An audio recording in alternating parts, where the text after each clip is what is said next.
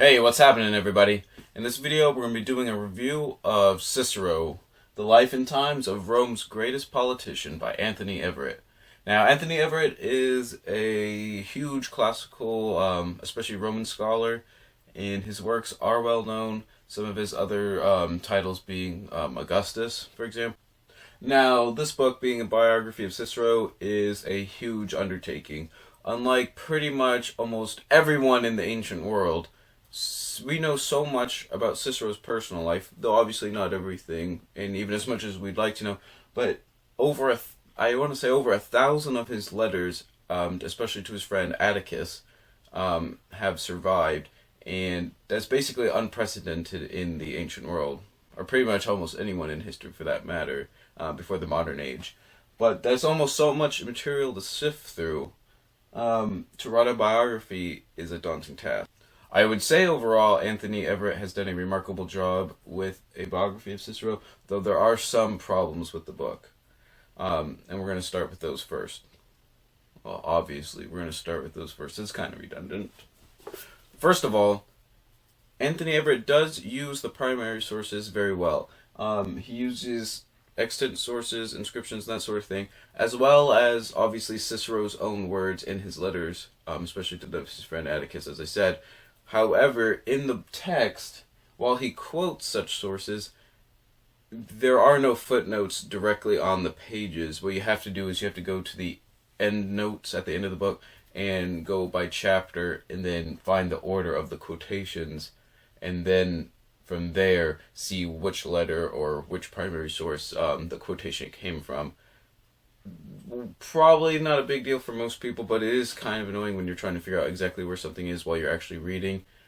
Maybe some people like that sort of thing only in the endnotes and not having footnotes on the page itself, but I'm not one of those people. Secondly, while Anthony Everitt does do a good job portraying Cicero as a real-life person as he was, having flaws and weaknesses as well as strengths, just like everybody, in some ways he's tried to make almost the majority of Cicero's flaws, such as his venality basically, and how vain he was, into sort of like endearing positive traits. And to me it almost comes across as if he's trying to put Cicero up on a pedestal or trying to venerate the subject of his work, which is kind of weird for a biography. And sometimes it just comes across as basically Cicero can do no wrong, and that takes away a little bit from the narrative.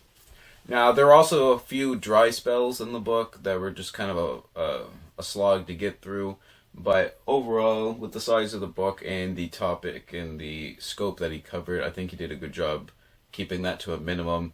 And on second thought, he does do a good job interspersing when you sort of sense I think he probably almost sensed those dry spells coming along too, and kind of intersperses that point in the narrative with topics of Roman history that are pertinent to understand the context of Cicero's life. So in that sense, he almost turns that negative into a slight positive, to be honest.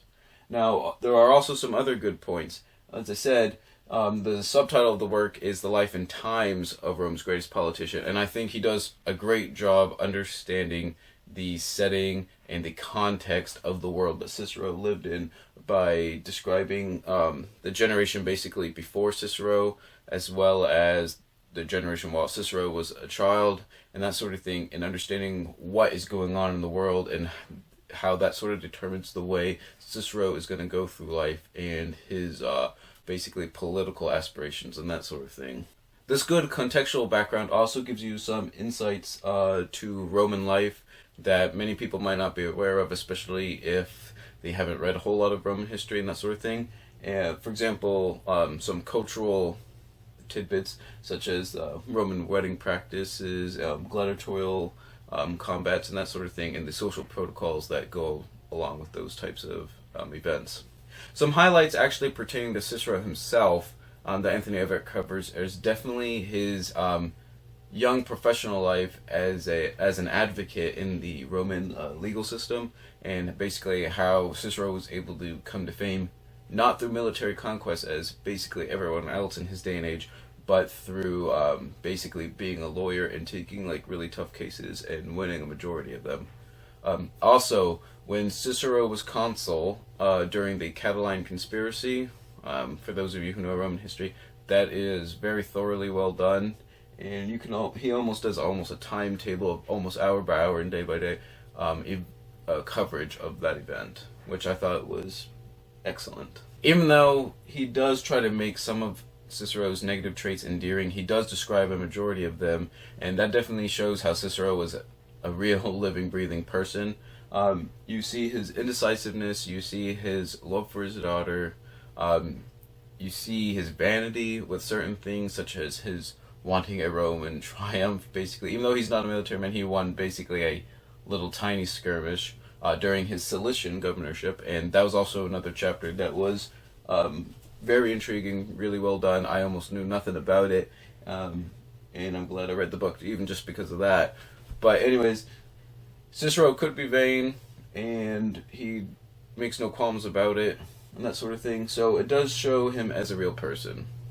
There are a few things that Everitt does gloss over in regards to Cicero's career and professional life, most notably, I think, being Cicero's terrible job as a landlord.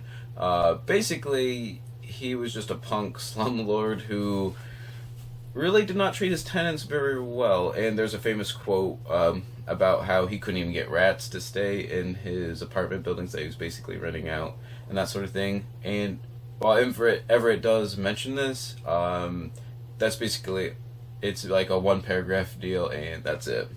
But still, overall, I learned a ton about Cicero, and even the time period of Cicero, which is basically the last generation of the Roman Republic.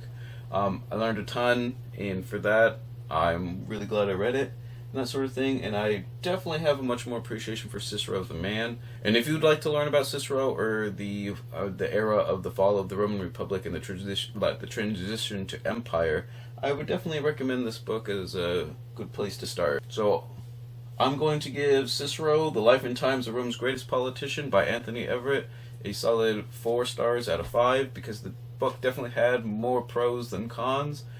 Even though there are a few places that are tough to get through, the majority of the book is actually pretty easy reading, and I learned a lot. And if it sounds interesting to you, pick it up. And remember, read victoriously.